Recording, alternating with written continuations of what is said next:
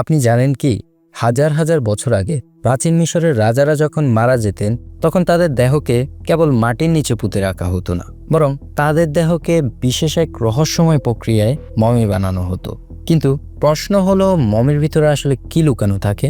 শুধু এক টুকরো শুকনো দেহ, নাকি আরও কিছু রহস্যময় জিনিস?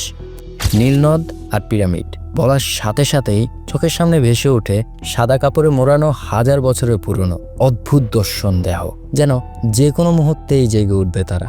গল্প সিনেমার বদৌলতে মমি সম্পর্কে জানে না এমন কাউকে মনে হয় খুঁজে পাওয়া যাবে না। কিন্তু কাদের মৃতদেহের মমি এগুলো? কেন এবং কিভাবে এই মৃতদেহগুলোকে এত নিখুঁতভাবে সংরক্ষণ করত যে কয়েক সহস্রাব্দ পরে এসেও গবেষকরা অটোপসি করতে এবং ডিএনএ স্যাম্পল নিতে পারেন? কি তাদের রহস্য? আসুন আজকে এই ভিডিওতে জেনে নেই প্রাচীন রহস্যময় মমিগুলোর বিস্ময়কর ও রোমাঞ্চকর গল্প।